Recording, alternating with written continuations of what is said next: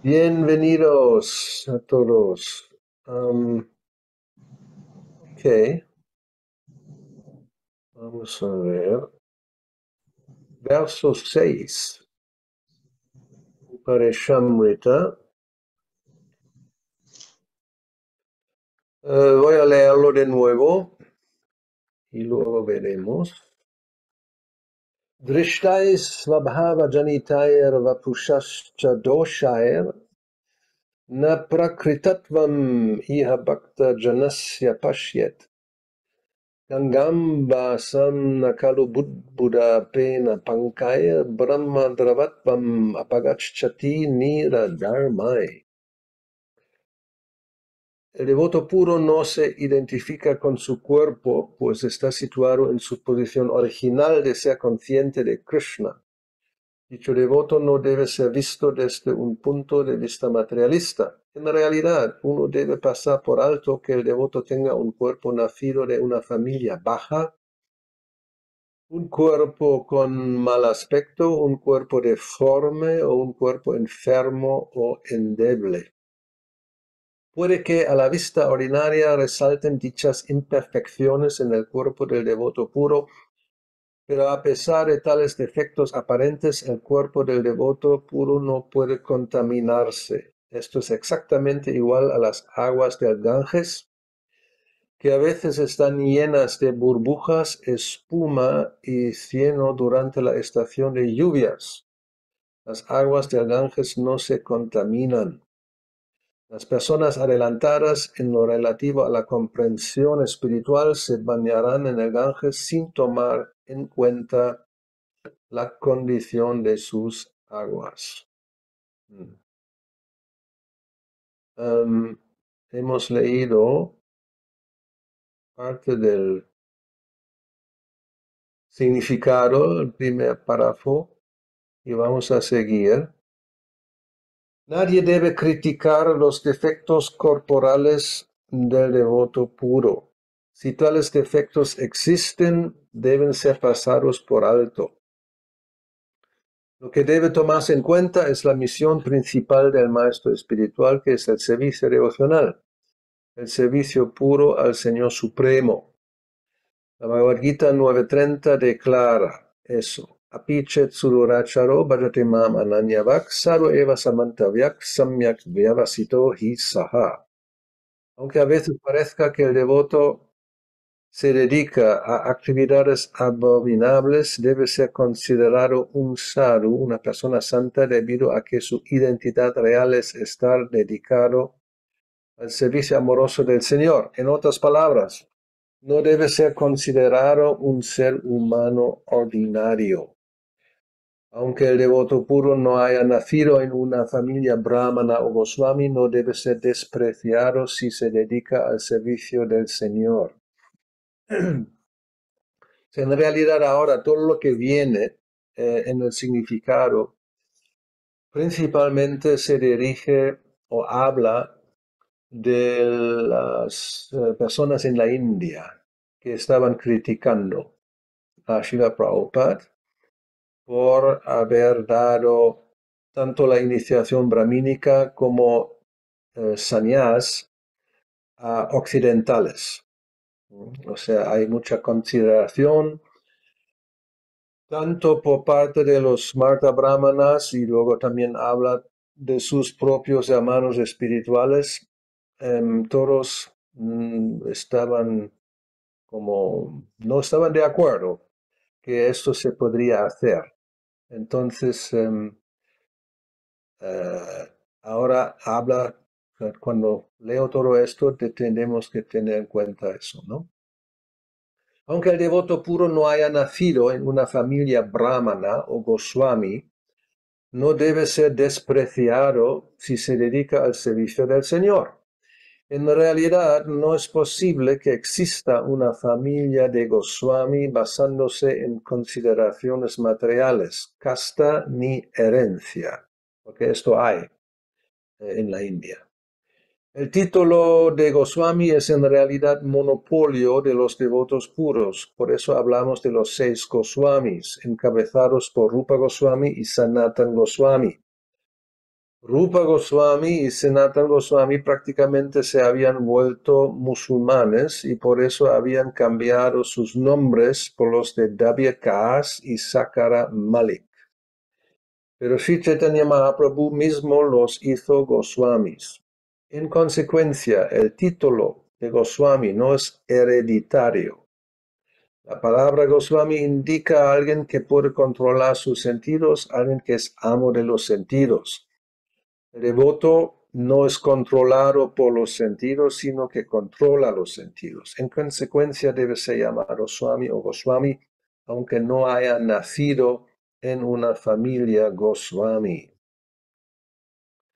Según esta fórmula, los Goswamis descendientes de Sri Nityananda Prabhu y de Sri Advaita Prabhu, por supuesto, son devotos, pero no se deben hacer discriminaciones en contra de los devotos procedentes de otras familias.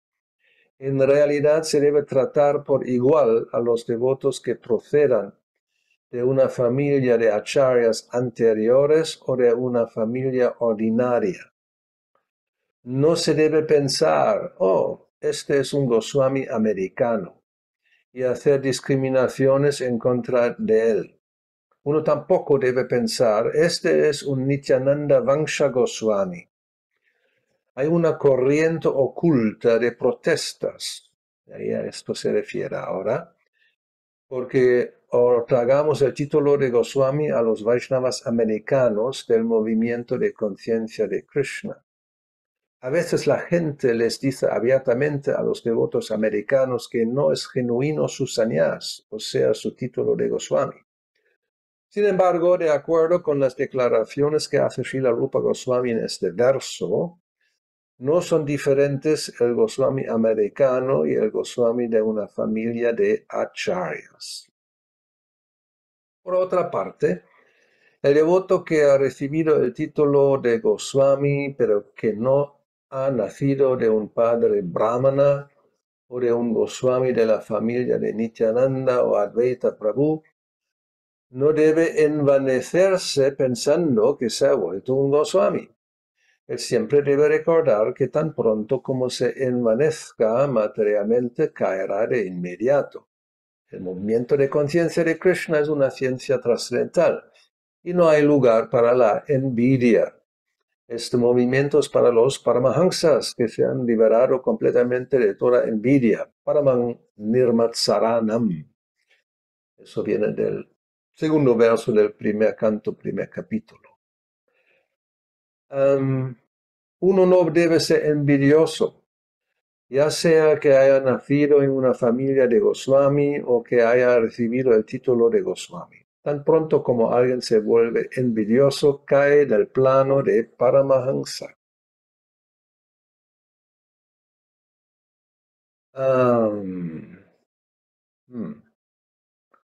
Ahora viene algo un poco diferente.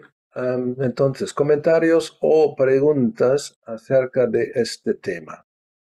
Y si no, seguiremos. De momento. ¿No hay? Ok. Si reparamos en los defectos corporales del Vaishnava, debemos entender que estamos cometiendo una ofensa a los pies del loto del Vaishnava. Una ofensa a los pies del loto del Vaishnava es algo muy serio. En realidad, Sri Chaitanya Mahaprabhu ha descrito esta ofensa como Hati Mata, la ofensa del elefante loco. El elefante loco puede ocasionar un desastre, especialmente cuando entra a un jardín bellamente arreglado. Por lo tanto, uno debe tener mucho cuidado de no cometer ninguna ofensa en contra del Vaishnava. Todo devoto debe estar dispuesto a recibir instrucciones de un Vaishnava superior y el Vaishnava superior debe estar dispuesto a ayudar en todo sentido al Vaishnava inferior. Uno es superior o inferior según el desarrollo espiritual logrado en conciencia de Krishna. Se prohíbe observar las actividades del Vaishnava puro desde un punto de vista material. Uno debe por eso evitar observar externamente al devoto puro y en cambio tratar de ver los aspectos internos y comprender cómo está dedicado al servicio amoroso trascendental del Señor. Uno puede así evitar ver al devoto puro desde un punto de vista material y así volverse gradualmente un devoto purificado. Akshay, háblanos. Hare Krishna Maharaj, Hare reverencias. Krishna. Gracias por esta oportunidad que siempre nos da. Estaba pensando en eso. Y tengo una pregunta. O sea, marcar algo mal que está en el cuerpo de un devoto puro, como que eso es fácil de entender por ahí. Porque, bueno, no está bien criticar el cuerpo de nadie en realidad. Pero el tema de hablar bien acerca, por ejemplo, del maestro espiritual, a veces he escuchado que alguien se expresa de una manera un poco mundana acerca de alguna cualidad física del maestro espiritual, por ejemplo, especialmente si en el caso que el maestro espiritual es varón y la devota es mujer. Si se entiende, si usted puede hablar un poco de ese tema también, porque Dame un incurre también ejemplo. en una ofensa a la persona que hace eso, esa es la pregunta. Dame un ejemplo. Y ay, mi maestro espiritual tiene unos ojos azules hermosos y cuando me mira, no sé, desbordo de felicidad por los ojos hermosos que tiene y tiene una voz como los Gandharva de los planetas celestiales, por ejemplo. Bueno, aquí por O lo mi menos maestro espiritual tiene un físico, es como físico-culturista, no sé. ay, menos mal que no es tan serio como lo opuesto, ¿no? Eh, Cuando se ve que quizás está ciego. claro, bueno, Porque esto pasó, bueno, no exactamente ciego, pero justo esto pasó.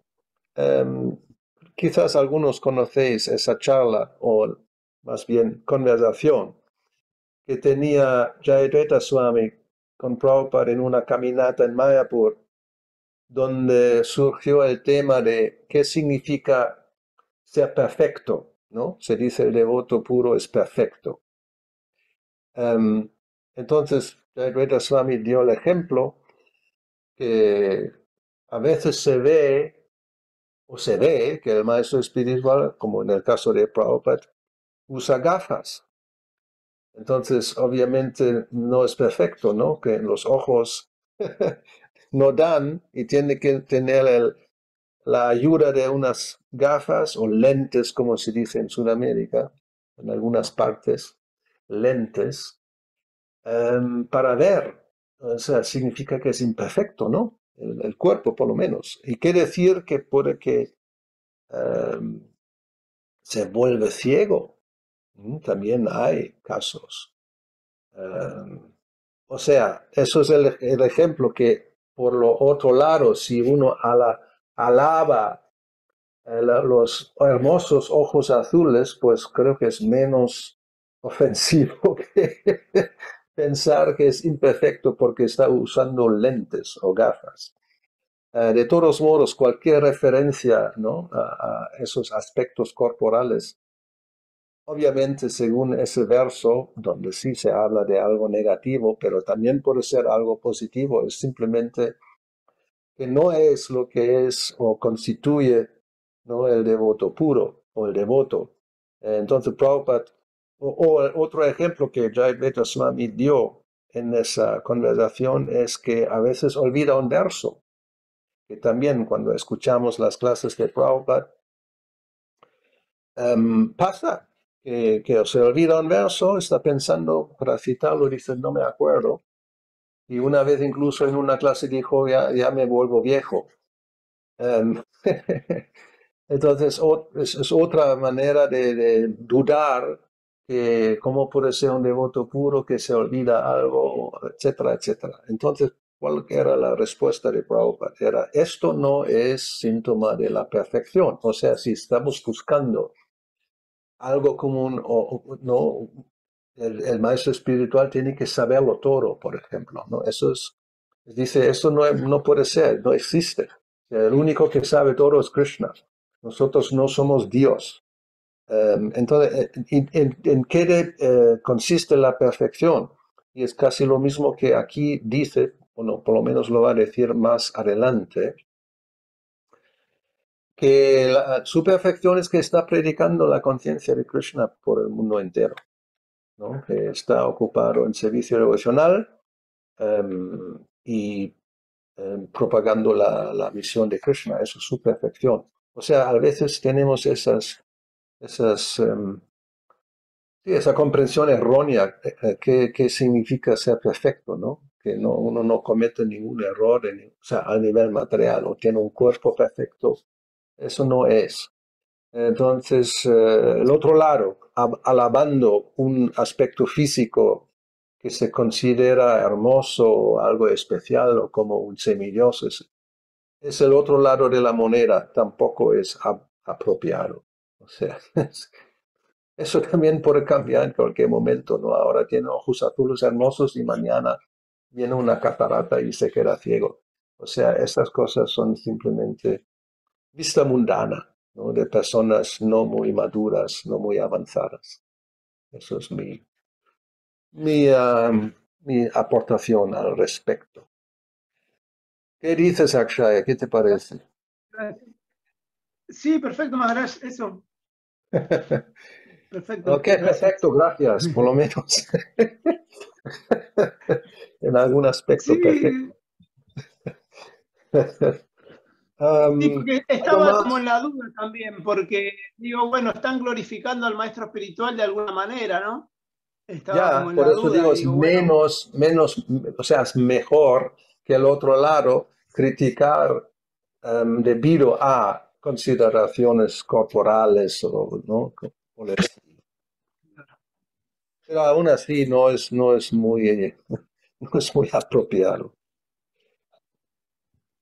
porque eso no es la cualificación o las características o las cualidades, ¿no? Del devoto que tiene un cuerpo apuesto en buenas condiciones o incluso muy sano. Está bien, pero no es lo que... O sea, hay personas muy sanas que son demonios y hay personas enfermas que son devotas. O sea, eso no es la cualificación. Y ahora también, o sea, una persona muy hermosa puede ser muy demoníaca. Una persona aparentemente fea, exteriormente puede ser un alma pura, ¿no? Dedicada completamente al servicio devocional. O sea, hay muchos ejemplos en Chaitanya Lila, por ejemplo, el que tenía lepra, ¿no? El Vasudev. O el mismo Sanatana Goswami, él quería cometer suicidio porque tenía una enfermedad, unas llagas que eran como supurando, se dice, ¿no se entiende eso? Sí. ¿No? Se explica cómo había pasado por el bosque de Yarikanda durante muchos días y no podía comer bien el agua que era contaminada, o sea, se enfermó y llegó a Varanasi en esa condición con llagas en el cuerpo y Chaitanya Mahaprabhu lo abrazó y se sintió muy mal porque ¿no? O sea, no le parecía bien que su cuerpo tan contaminado estaba en contacto con el cuerpo del Señor, etcétera, etcétera. Y al final, pues pensaba eso, que quería suicidarse. O sea, toda una historia y Chaitanya Mahaprabhu, eso es otro, o sea, el Vasudeva es otro ejemplo y Sanatana Goswami también. Y en ambos casos, Chaitanya Mahaprabhu les dijo, ¿no? Que no, a él no le afectaba, o sea, no tenía esa consideración, ah, mira cómo está y no me da asco o algo así. Um, en fin, esos son unos ejemplos, ¿no? Que sí, el devoto puede ser un devoto muy avanzado, pero físicamente puede haber algún problema que no tiene importancia en la realidad, ¿no? Porque no somos el cuerpo, menos mal. Ok, Mani Manjari. Hare Krishna, Gurudeva, ¿cómo Hare Krishna, está? ¿cómo estoy? ¿Cómo estoy? Bien. En el solecito ahí en Sudamérica. Aquí Sí, sí, mucha no, lluvia. no necesito bufanda. Me alegro mucho, me alegro mucho. Yo Ok, solamente un poco retomar acerca de cuando uno se refiere a la parte corporal del maestro espiritual, ¿no? Bueno, consideramos que el maestro espiritual es la forma de Paramatma en este mundo material, pero bueno, también sabemos que ahora en ISKCON hay sannyasis que todavía no son gurús, que son muy, muy jóvenes, ¿no? Que tienen miedo. Bueno, yo me considero todavía joven, ¿no? Tienen mi edad. all right. Yo también me Tienen mi considero único punto de joven. referencia. Tienen mi edad, ¿no? Ok, Hasta creo que un año menor que yo. vale, Y vale. bueno, yo considero, o sea, que no hay que buscar como tres pies al gato, ¿no? Si una mata y siente algún tipo de atracción física por el maestro espiritual, mejor no cogerlo ni de Siksha Guru, ni de Diksha Guru, ni de nada, porque yo en el Manor he visto muchas matayis que están muy atraídas a este sannyas.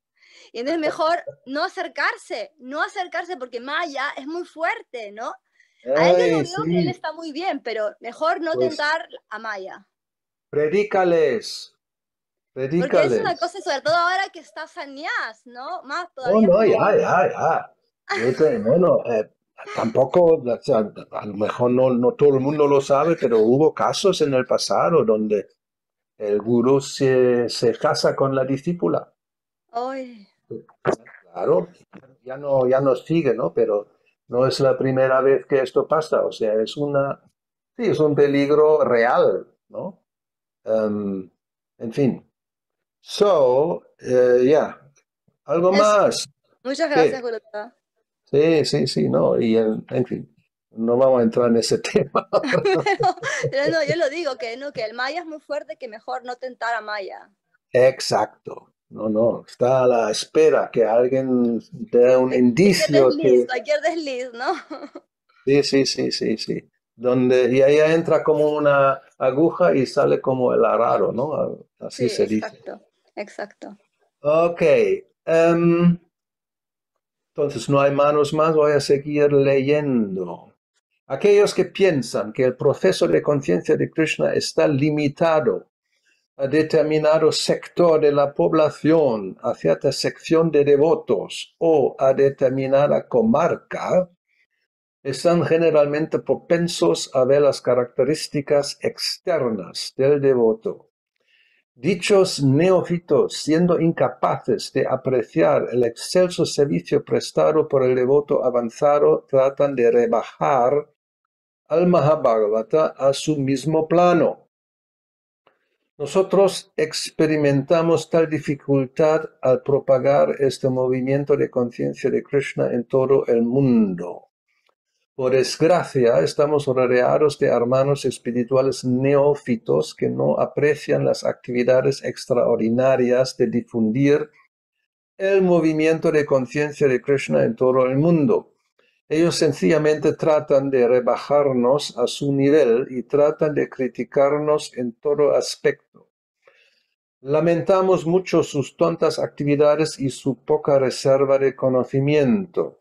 No se debe tratar como a un ser humano ordinario, a la persona empoderada que se dedica efectivamente al servicio confidencial del Señor, pues se afirma que a menos que uno esté empoderado por Krishna, no podrá difundir el movimiento de conciencia de Krishna en todo el mundo.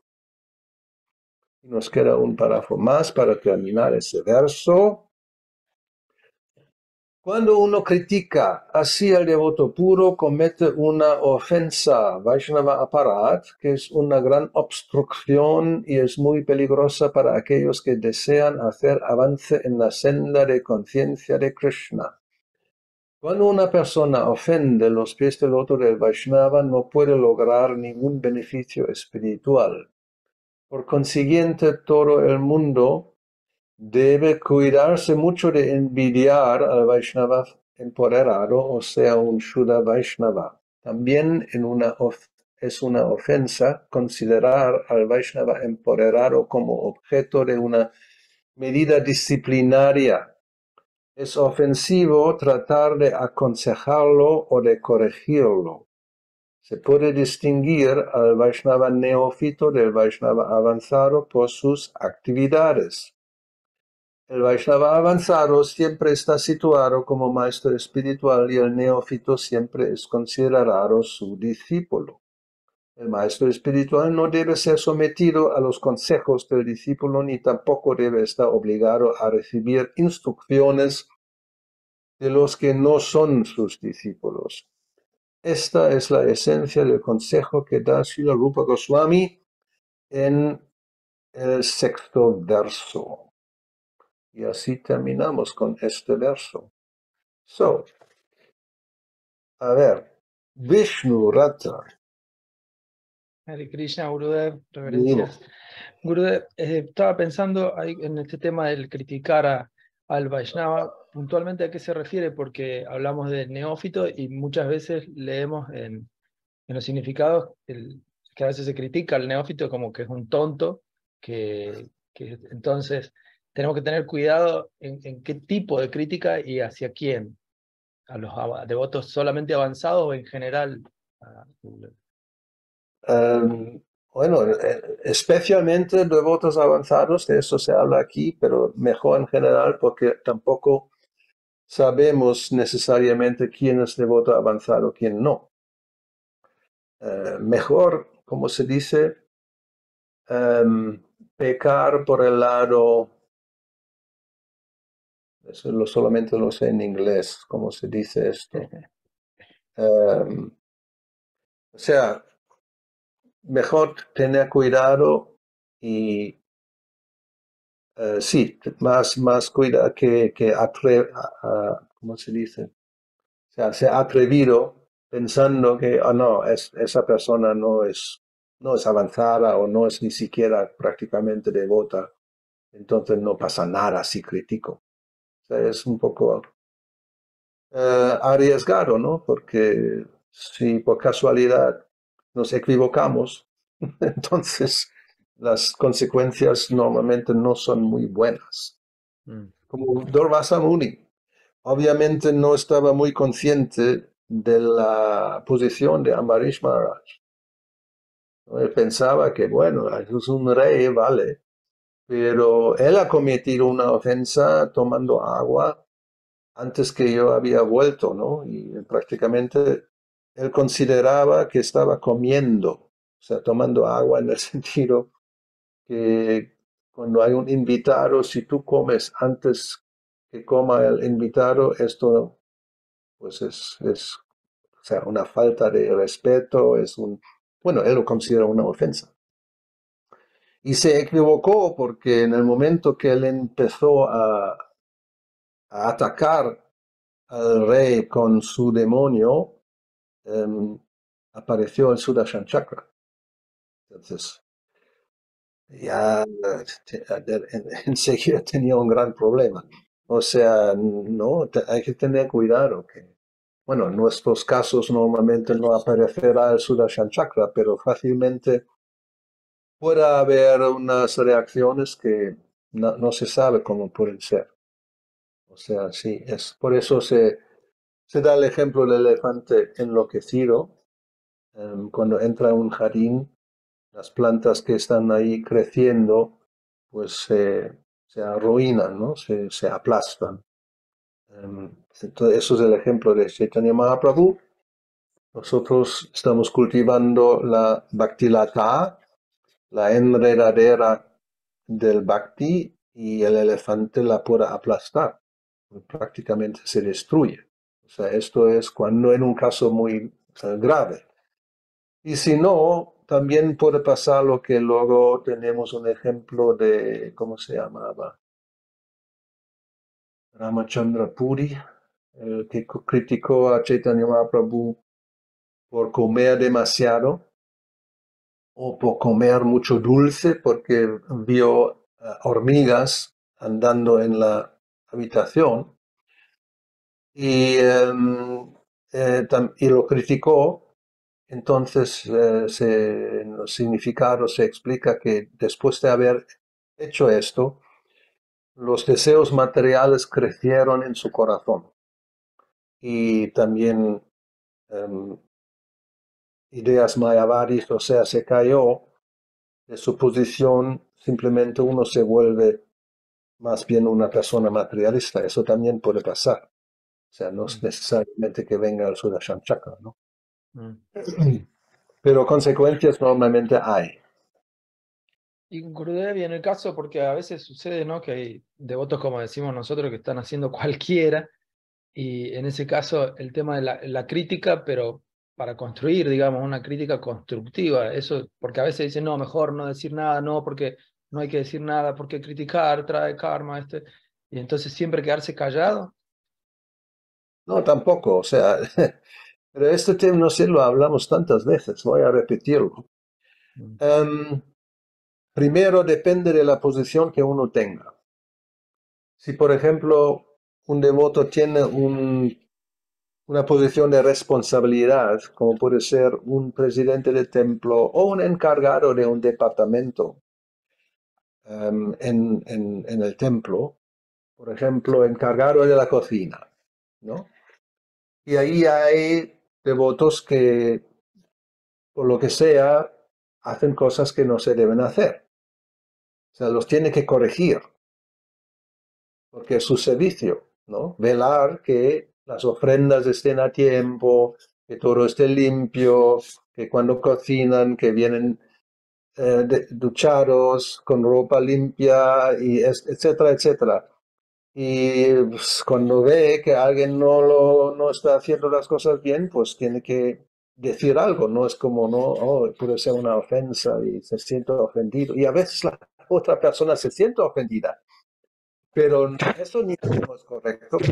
Estas cosas bien. Entonces la persona encargada tiene el deber de criticarlo en sentido constructivo para mejorar el servicio. Ahora, otra persona en la cocina, que es un ayudante, que también tiene, o sea, al lado una persona, digamos, ¿no?, superior de años o de edad o de lo que sea, y ve que está haciendo algo mal, ¿cuál es su posición? ¿Debe corregir? Puede que sí, pero de una manera diferente, ¿no? Quizás con las manos juntas que Prabhu o Mata. Yo creo que yo he entendido esto, hay que hacerlo así, yo no sé, pero...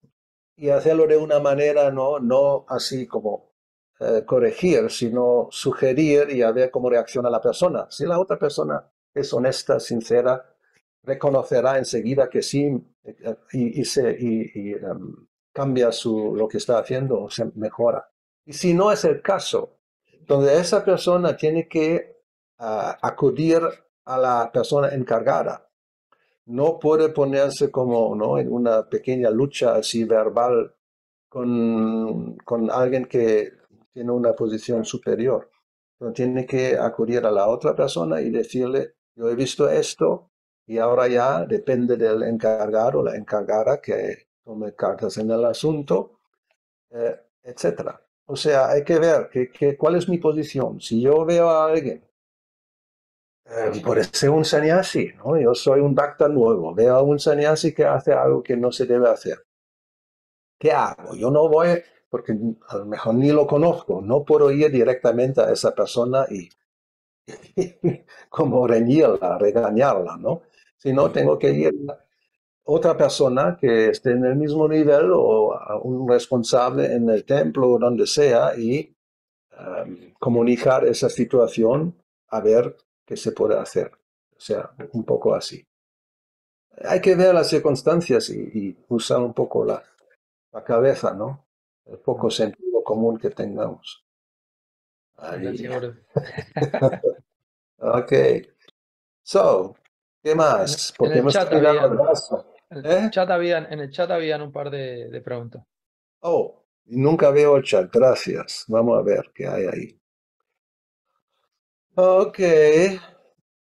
No entiendo la ofensa de considerar al deber como objeto de disciplina. Govindanandana. ¿Cómo no entiendo esa pregunta? No entiendo la ofensa de considerar al devoto como objeto de disciplina. No, no es una ofensa. O sea, no sé si con lo que he dicho ya se está aclarado o no. Espero que sí. Y luego viene ahí Rocío Matus o Rokmini Shakti. To everyone. Oh, to everyone, a todos.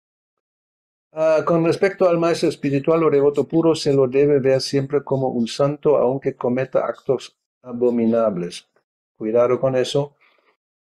Sería correcto aclarar que independiente de nuestra visión acerca de él, debe responsabilizarse por sus actos. En caso de abuso o violencia, etc., también me vienen a la mente las características de un maestro espiritual y un devoto puro. Se puede dar la situación de que un maestro espiritual no cumpla estos requisitos. ¿Cuál debería ser nuestra visión al respecto? No sé si puede hablar un poco de esto. Ay, ay, ay. Eso es un tema complicado, obviamente. Porque Prabhupada cita este verso que a veces no se entiende muy bien. Apichet sudoracharo, ¿no? Bhajato mam ananyabhak, sadva eva samantavyak. O sea, uno debe ver siempre como un santo al devoto puro, aunque cometa actos abominables. Pues no es el significado de este verso. Por eso digo es complicado. ¿Qué se entiende o qué explica Prabhupada como suduracharo? O sea, achar es comportamiento, durachar es mal comportamiento y sudurachar es muy mal comportamiento. En el significado, en el Bhagavad Gita, donde está ese verso, Prabhupada habla de un acto o una falta que se comete accidentalmente, ¿sí? Por circunstancia, y el devoto prácticamente enseguida se corrige, arrepienta, y como está situado Ananya Bhak, sin desviación en el servicio devocional, pues no tiene mucha importancia. No estamos hablando de un caso de abuso, que refiere violencia, o algo que es habitual. Eso es completamente diferente. Este verso no es aplicable a esto, en ninguna circunstancia. Entonces ahí, otra vez, si yo soy testigo de abuso, no importa de dónde, de qué parte, ¿no? De quién lo comete,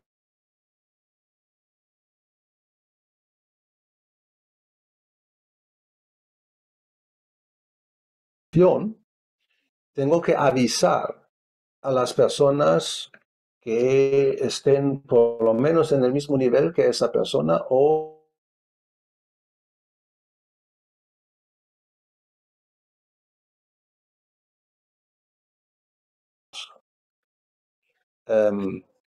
entonces se avisa y luego ya de allí, a partir de ahí, normalmente se toman las medidas adecuadas. Se hace una investigación y se llega a una conclusión de cuál es ¿no? Que si el abuso realmente ha ocurrido, en qué circunstancia, y puede haber medidas disciplinarias, hasta que incluso la suspensión, tanto de sannyasi como de guru.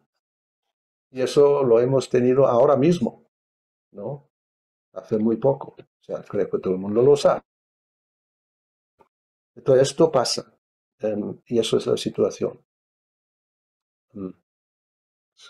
Espero que con eso ya es suficiente o no. Ok, Mani Manjari, ¿qué más? Volver a ese tema, que a esas personas que les suspenden de gurús ya no las podemos seguir viendo, o sea, ya no las podemos seguir viendo siguiendo su prédica, ¿no? Porque ya como que si han cometido algo como un delito de este tipo, ya como que no lo podemos seguir. Aunque el delito haya sido cometido hace 20 años o 10 años atrás, ¿no? Ya no lo podemos seguir. Eso ya es otra cosa y no es tan fácil. O sea, no es blanco y negro, porque también hay que considerar que alguien se puede rectificar, ¿no? Es como incluso en el mundo material, alguien ha cometido un delito. Normalmente no es que se condena para el resto de la existencia, o sea, el resto de la vida, ¿no? Se hace, o sea, si es posible, se hace un programa de rectificación, especialmente si la persona arrepienta, ¿no? Y hace todo para mejorar o sí, rectificarse, porque si no, o sea, no, en realidad, o sea, cuando vemos el Harinam Chintamani, no tenemos las 10 ofensas contra el santo nombre. Sí. Y Bhaktivinoda Thakur explica, cuando alguien comete ese tipo de ofensas, y ahí podemos incluir ya la primera, que es agredir o blasfemar o criticar innecesaria o inadecuadamente a un devoto, ¿no? Sadhu ninda. Entonces, ¿cómo se rectifica? O sea, no es que alguien comete esto y ahora ya lo condenamos y ya no es devoto o no hay que asociarse, que no hay que ni escuchar, o sea, como tú dices, ¿no? Ni escucharle cuando dice, o sea, predica, por ejemplo. No, depende. O sea, la idea es que esa persona se arrepienta de haber cometido Vaishnava Aparat, por ejemplo, y cómo debe actuar para rectificarse. Pues Bhaktivinoda Thakur explica que esa persona debe, o sea, eso es como un ejemplo de la actitud o la conciencia que se debe tener. Esa persona debe acercarse a la asamblea de Vaishnavas con lágrimas en los ojos, o sea, realmente sentir un arrepentimiento sincero y pedir perdón. Entonces los Vaishnavas, dice, como son muy bondadosos, compasivos, pues otorgan ese perdón y entonces la persona se va rectificando y prácticamente por eso Sadhu Eva Samantavya. Sigue siendo un sadhu. Eso es lo que ¿no? se explica. Ahora, puede haber situaciones donde la persona no se arrepienta. También puede haber eso, ¿no? O que no es simplemente una ofensa, sino es un abuso. Como digo, hay una situación un poco diferente y otra vez depende del tipo de abuso. O sea, hay muchas cosas que hay que ver la situación particular de cada caso, pero no es como ¿cómo se dice? Blank statement. ¿Cómo se diría eso? Dame una buena. No es blanco y negro. No es una cosa. No. Blank statement es como un juzgar como todos igual, ¿no? O sea, cortar las cabezas si hay alguien, bueno, cortamos la cabeza a todos. No, cada caso es diferente. Y a cada Pero caso hay que aplicar una medida de disciplinaria diferente y quizás un programa de rectificación que corresponde a la situación. Y depende de la persona si realmente se arrepienta y rectifica o no. O sea, errores, cada uno, todos podemos y cometemos errores. La cuestión es luego cómo reaccionamos, ¿no? A veces ni lo queremos reconocer y insistimos que tenemos toda la razón, aunque no la tengamos, ¿no? Entonces, eso no es muy bueno. Pues no sé, vamos a ver qué más Narayani, que nos ilumine más sobre esto. Hare Krishna. Yo quería preguntar con respecto a lo de las ofensas, por ejemplo, si hay alguien que lo está viendo o sabe que se están cometiendo ofensas y no hace nada al respecto, ¿también esa persona estaría cometiendo la ofensa? Sí, es como, ¿cómo se llama eso? Ayuda no prestada, ¿no? Cuando tú ves un accidente y podrías ayudar en ese momento, pero pasas de todo y simplemente sigues con tu camino. Eso es ofensa, o sea, es un delito en realidad. Entonces, cuando uno puede ayudar o debe ayudar, se considera, es como una ayuda no prestada. Pero las leyes mundanas también son muy relativas, ¿no? Por ejemplo, ha surgido la pregunta si alguien es testigo de un abuso, y ahora no estamos hablando de un crimen todavía, simplemente abuso. En algunos países uno no está obligado a denunciarlo a la policía. En otras situaciones sí. Incluso en los Estados Unidos hay algunos estados donde uno debe informar a las autoridades de un abuso que ha visto, es testigo, y en otros estados no. O sea, esto no.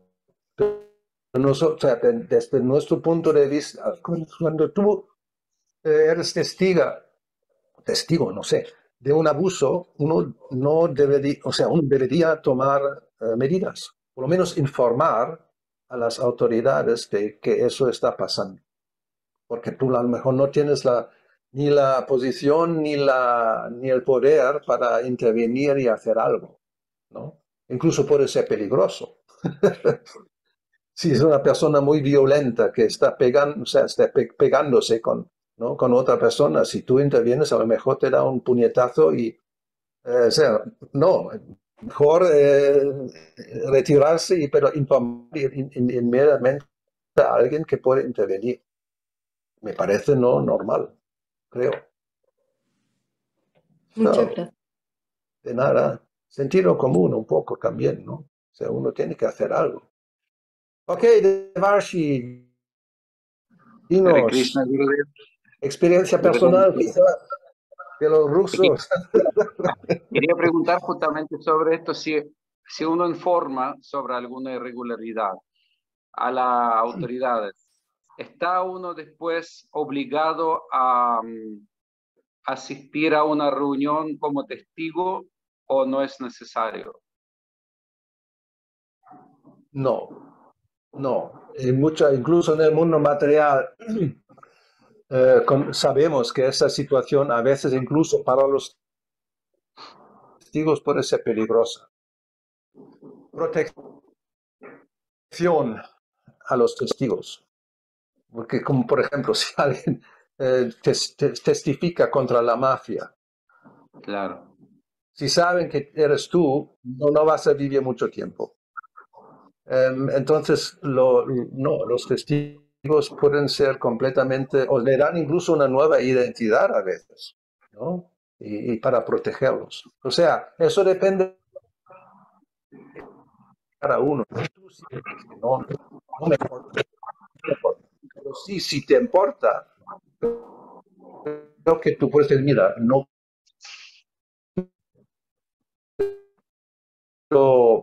está presente, que tampoco sepa que soy yo. Las personas que tienen luego juzgar, obviamente tienen que entrevistarte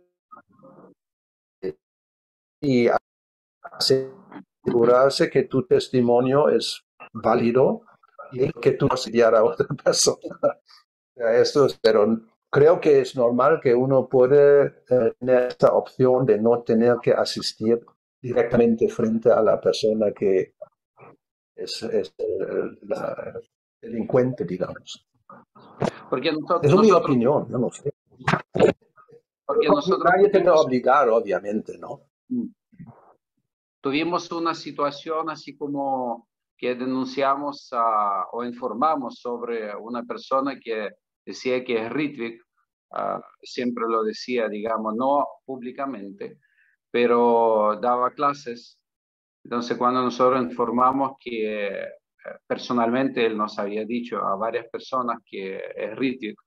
Entonces las autoridades querían hacer como un encuentro con él y con los que informaron, pero así como tratando de como confrontar.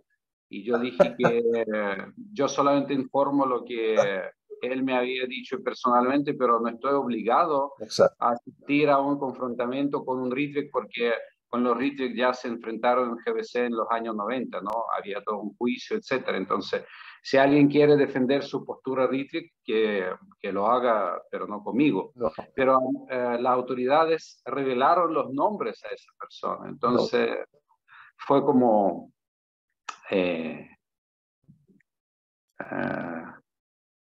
fue un poco incómodo, sí, porque por otro lado, uno que defendía a esa persona decía, bueno, pero él tiene derecho de defenderse también.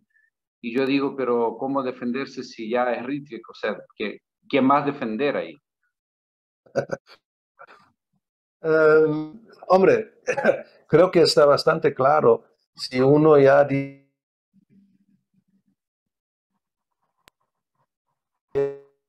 hacer esto y aún así ya significa que, mira, una cosa en un futuro, ¿no? Si tú no eres... Se está cortando, Gurudev. No. Entonces, o sea, como... No sé si...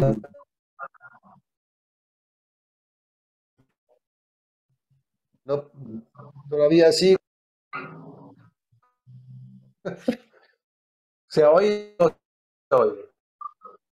No, se entrecorta. Quedan 6 minutos.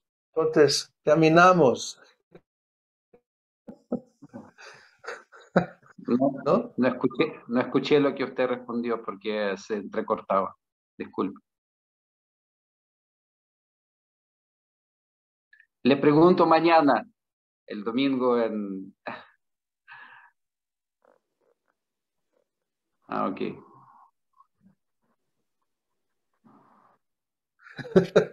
¿O no? ¿Se oye? No. No. Se lo escucha entrecortado, Gurudev. No. Sí. Ok. Entonces... mañana en... Cortamos. Hare Krishna. Hare Krishna, devotos. Hare Krishna. Haribol. Hare Krishna. Hare Krishna. Hare Krishna. Haribol. Bhakti Garavani Goswami ki jai. Jai.